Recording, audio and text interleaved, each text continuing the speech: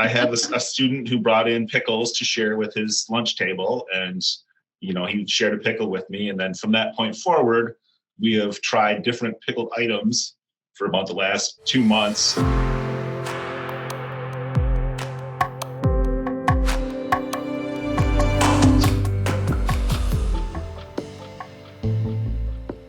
So I am very excited to have you here with us today, Craig. Thank you. Craig Blower, principal at Swan Valley Middle School, lifetime educator and friend. And so Craig, can you tell everyone a little bit about your background and how you've come to be a middle school principal? First off, thanks for the invitation. It's always a good thing to kibitz with fellow educators. Yeah. This is my 33rd year in education, I believe. Did a little stint as a graduate assistant and teacher at Central Michigan University, and I thought I was going to be a PhD. Then I decided that wasn't the track, so I moved down to South Bend, Indiana, and taught parochial school at a K-8 primary school right outside of Notre Dame, and that was an amazing experience, and that was kind of my hook for the middle level. Then things happen, you get married, and we moved back home and ended up teaching alternative ed over in Saginaw Township and started up the alternative program there, which was an excellent experience as well. And then moved over to Swan Valley, and in the last 28 years I've done the gambit of high school teacher, middle school teacher, assistant principal, high school principal 612, middle school principal, and then recycled back to the middle school again. So my rule has always been 8. I've never done the same position for more than 8 years. So that's keeps the rule of 8. Yep. Keeps things fresh, and you move someplace and then you bounce in different roles within the same organization. So it's been a really great thing, as a teacher and as an administrator. I think my favorite grades are 7th and 12th. 7th grade is that sweet spot in middle school where they're not, 6th graders that are elementary kids still losing teeth and dealing with that stuff. And they're not 8th graders who think they run everything and know everything. And seniors are just, they're a unique group. They're little adults, and you can speak with them like that. And they're always fun. Yeah, that's great. So the rule of 8, I like that idea, and I hadn't thought of it, but I have recognized that in my own career that I don't stay too long at any one place. I mean, depending on what you call long, I guess I was 9 years as an administrator, but I kind of like to learn new things. So yeah, that's with the rule of 8. I like it. Yeah. So you've had that opportunity to move around. And one of the things I think about that is so unique is I remember when I was, young and in college, and I was going into teaching, and I thought, maybe one day I would be a school administrator. But really it was about the kids for me and the opportunity to connect with them. And I really had no idea how broad my experience would become just by selecting education as my field, right? Like it's so much more than teaching and learning. I mean, that is the premise of everything, but I've been able to grow beyond what I could have ever imagined when I was young. And it sounds like you've had that experience yourself in the way that you've moved and looked for new opportunities. Right. And it always is about the kids. You always come back to that. In my current role as a building principal, there's a lot of student stuff, but there's also a lot of other things that have to happen, whether it's teacher evaluations or paperwork or whatnot. But from a student perspective, probably being assistant principal was the most student focused that I had as far as an experience, because, as an AP, you're dealing with everything student related, from discipline to graduation and everything in between. Everything was about the kid. You were working with your counselors and your other administrative team, but it was all student directed and student focused. There wasn't a lot of other stuff to get in the way. So I think that the AP from a student perspective is probably the best position. only because, like I said, it was so student centered, from, testing to scheduling to programming to, discipline to, what's going on with Johnny, because you had that relationship with Johnny over time, or Susie. So that's interesting. So your perspective is that the assistant principal is closest to your mission. Like if you're a mission driven educator and why you went into the work, it's the closest you get to really connecting with kids. That's a great perspective. I mean, teachers obviously in the front llines, they're there, but as an administrator, probably that AP position was the most student focused of any of the positions I've had. And so then I have this conversation with people a lot about the higher up you go from assistant principal to principal, or some people principal to superintendent, or, the work I do where I'm not necessarily in schools every day, people think, or they feel like they're moving away from the kids. How do you justify that in your mind or in your thinking? I schedule my day to make sure that I have contact with kids every day. Oh. And that's intentional. And I think probably every good building principal does that to whatever degree they can. I start my day with, the walk of the building and checking subs and everything in. And then we go to breakfast. And I spend the first 20 minutes of the school day with kids down in the cafeteria at breakfast. Oh. And they get to class, and I make sure, if at all possible, I'm there at lunch. And then passing times end of day, it saves you work in the long run because you build relationships with kids, and you also kind of get a feel for who's having a good day and who's having a bad day. And, you can interact with students in a casual way so that when you have to interact in a different way, you have that relationship to build on. So you're being you're being very purposeful then in carving out that time for your own sanity so that you get to be with the kids, the place you get your energy, but then also in building relationships. Right. And it is, it's silly things. We started Pickled Thursdays.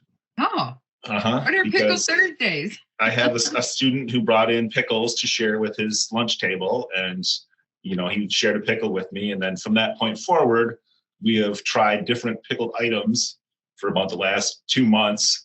So he's not very adventurous. He likes to stick to the pickles, but some of his other peer group have tried, pickled asparagus and pickled green beans and artichoke hearts. And so that's interesting. So do you do that with like a small group, or is it kind of grown to be a building wide thing? We started doing it with just a lunch table, and then it started getting beyond that. Like, hey, what are you doing? Hey, can I try? So, so now we eat a jar of whatever we've got. That is awesome. And kids bring it and you bring it. Correct. Oh, that's great. What's the craziest pickled thing you've had? Right now it's pickled eggs. Oh. And some person continues to say they're going to bring pickled pig's feet. Okay. Which I don't know if I could do. I think you're going to have to. I mean, it can't be lost on the fact that you are in a middle school, right? And so kids, middle school kids in particular, are adventuresome. And if they're going to take risks, this is the place to have them take them. So you're also giving them that opportunity to take risks. That's great. I'm gonna have to find you some pickled pig's feet. I don't know if there is. Oh, that's great. So, Craig, this job is hard. It's really, really hard. So first, tell me the best experience you've had as a principal. What was the favorite thing that's happened to you that you're just like, still can't believe, I'm living in my shoes and that I had that experience? There's a lot. The things that I guess I go back to, I encourage every person, teacher, administrator, whoever, to start that attaboy file. Because you will, over the course of your career, get notes from kids and cards and whatnot. And, as you do, drop those into that file. And when you have a bad day, you get that file out and you pull out a random, Valentine card from Juan or whatever. And you go, oh, there's my little pick me up when the day is not going so well. Mm-hmm. And I think most of the things that I think of that that are the great things are the stuff that you do with kids. You know, we travel with our students. That's part of our culture here in our district. So any overnight an administrator goes. So, you know, I go to the Business Professionals of America competition in Grand Rapids with my students. We travel to Washington, D.C. in the spring, and we get to go with the kids. I, again, as a assistant principal, we always did senior trip down at Cedar Point. And I remember going to a student's graduation party, and one of the things that they had written was my favorite day of high school was when I rode roller coasters with Mr. Blower. Because we rode probably 20 roller coasters from, you know, dusk to dawn. It's like, it was fun. We just had a good time and you hung out with the kids. And those are the things that I think, you know, get you through. Like you said, and that attaboy file, if you don't have one, start one. Yeah. You know. So the best times for you really are those moments when the kids recognize you and the relationship that you have with them, and kind of pull it out in a note or in a message or a high five or whatever. Those are the things that bring you through. And I mean, I think you're exactly right. I talked about in my previous you mentioned it earlier, the Rhino podcast, about the file I had that I labeled BS. Yep. You need also the other file that's like, this is really the good stuff. Right. Yeah. That's awesome. And again, I just think it's all those things. It's the same with staff. You know, you have those great memories with staff that typically aren't, you know, they're 2010 teacher evaluation memory. Yeah. You know, it's the things that you've done to build relationships with the adults in your building, because again, they're the primary caretakers for the kids. Yeah. At the classroom level. So what are you doing to take care of those individuals as well? Because happy teachers make happy kids. Yeah. Relationships is the heart of it, whether that be with the adults or the kids. That's great. What about the hardest? What was the worst or the hardest experience you had as an administrator? Probably the hardest, unfortunately, we've all done it, is an expulsion. Mm-hmm. Because, you know, and I've been through a handful of them. It's not like we expel a ton of kids, but every time that you go through that process, you know the terrible impact it's going to have on the kid. Yeah. And there typically is never a positive expulsion issue.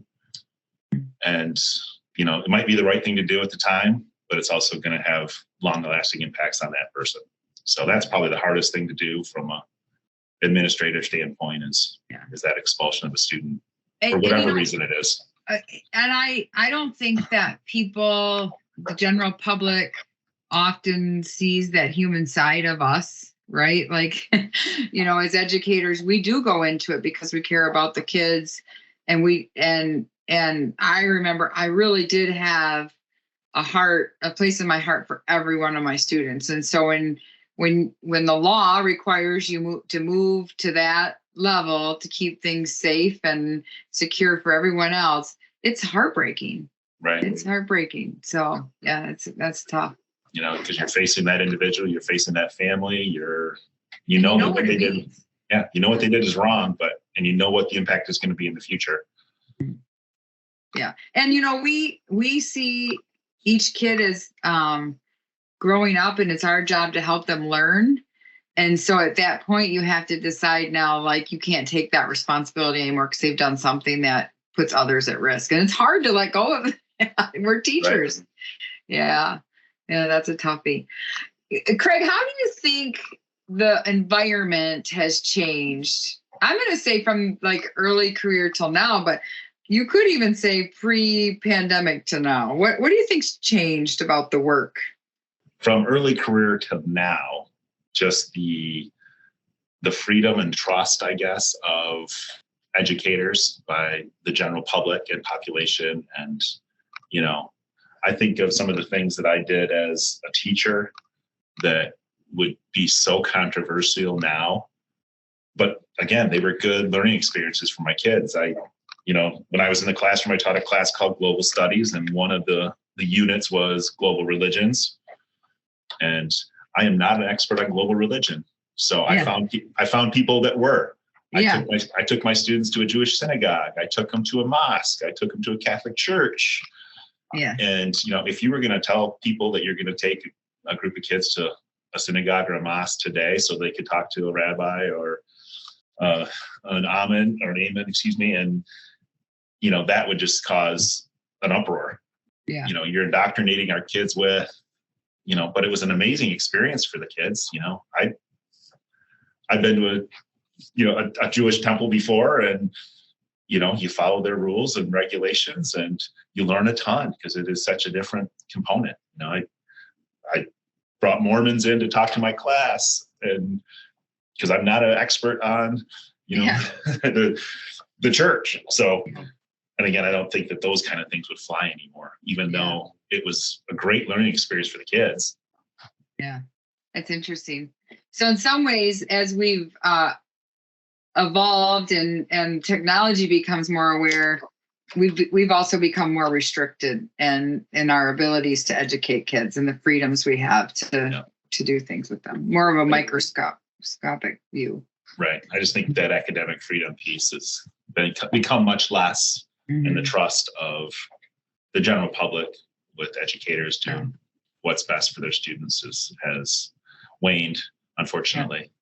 Yeah. Whether it's what book are you reading or what article, or what's your daily news show you're showing in your social studies class, if you go that route, those things have radically changed with time. So, Craig, what do you do every day to stay positive, keep your chin up, to be able to go in and pump up your teachers and pump up your kids? What is it you do for yourself every day? Again, goes back to I intentionally schedule time with the students. Yeah. And that's very intentional. From a personal standpoint, you do have to make time for yourself. And if you're not good at that, you need to schedule that time where you can put the cell phone down, turn it off, and do something that takes your mind off of the job. Yeah. And that's hard for a lot of people to do. That's hard for me to do. My wife has been great lately. She's taken on a new system of healthy eating, which has had positive impacts on me just by association. Good for your wife. Yeah, exactly. Yeah. And the same thing, she takes a daily walk, and, we go on that, and we intentionally leave phones at home so that, you're not getting a text message while you're out doing whatever. Mm-hmm. And you know what? The text message will be there when I get back. Yeah. It's a half hour of my day that's just a recharge and a connect with her and, refresh. I've heard our friend and colleague, Marianne, talk about this, Marianne Ackerman, about how hard it is for principals and school leaders to get out of their districts and their buildings and stay present in even professional learning. And that people feel like the position requires that the community demands that they be on call 24/7. And I think I've come to learn that it really is about having some professional boundaries so that you can be present when you are at work. Right. And you talk about that when you said leave your phone at home when you go for the walk. Like, the problem's going to be there when you get back, or if you leave to go to a learning experience. What's your leadership style that allows for others to kind of maintain the building so that you can learn and become the best leader that they will need you to be when you're back in the building. So I heard you say the things you do for yourself is, one, connect back to your why, which is the kids, and two, make time for yourself to maintain your own well-being and mental health. I agree. And you do have to cultivate your staff. They're great people. The people I work with are amazing individuals. Unfortunately, my mother passed away unexpectedly before Christmas. I'm so sorry. I appreciate it. But my staff stepped up. They took care of things while I was gone. They knew I needed to be gone. They did what they had to do and didn't miss a beat. And that's kudos to them that we have systems in place that those things can happen without awesome. Building principle in place. Yeah. So what do you do that cultivates that? What are your tricks of the trade that, you do with your staff that helps create that collaboration and also that support system I hear you talking about? You've got to get to know your staff. You've got to do some social things with your staff. You have to know their families. You have to, be very intentional about some of that stuff. And, COVID was bad. Don't get me wrong, but we did learn from it, and we learned some good things from it that we still do. We had in our environment at the time, we had a remote day. So one day everybody was home and they were learning remotely, and teachers were planning and supporting kids, et cetera. But intentionally on that day, the office staff started to do lunches. So the first week or two, we made lunch for the staff, and everybody got together and everybody ate together and everybody socialized together. And then it grew to, well, the 6th grade will do the same. And then 7th grade took it the next week, and 8th grade took the next week. And it just took on a life of its own, that we got into that cultural norm of we eat together every Wednesday. Mm-hmm.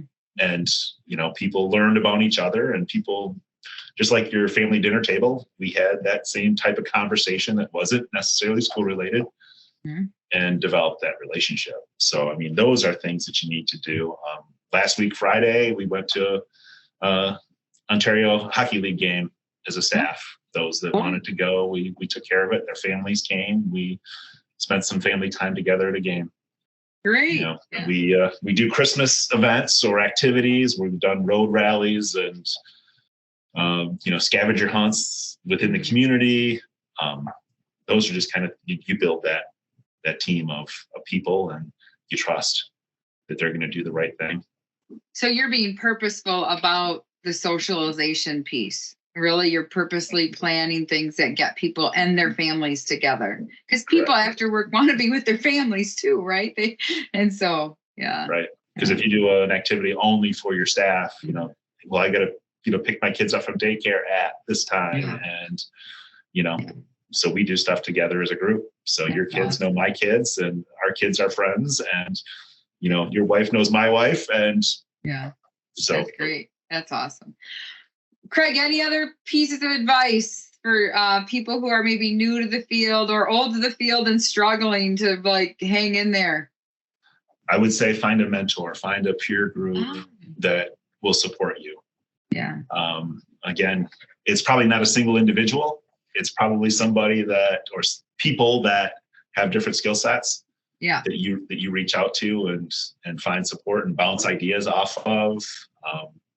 Our community education director, I'll have an idea and I'll bounce it off of her, and she'll say, "Oh, that's a great idea," or "Gosh, that's dumb. We need to retool." Don't do it. She is very upfront with me when I have an idea, and great idea or not. And the same thing with again, COVID. I think back to that, it was bad at times, and we were all doing different things, but we all learned a ton.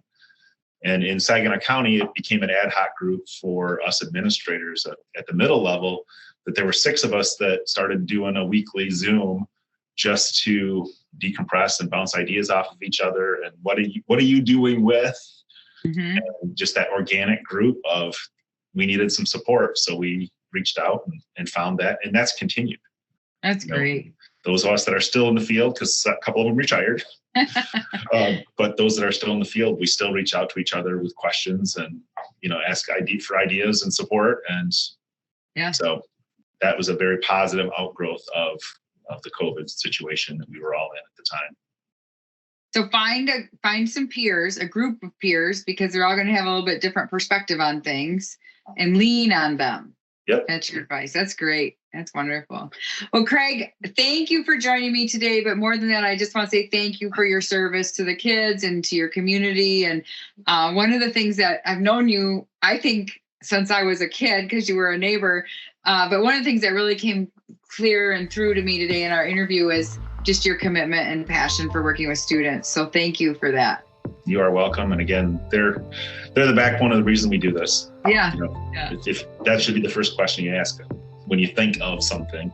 How is this going to benefit the students? Join us for our next episode of The Principalship, the worst job I ever loved.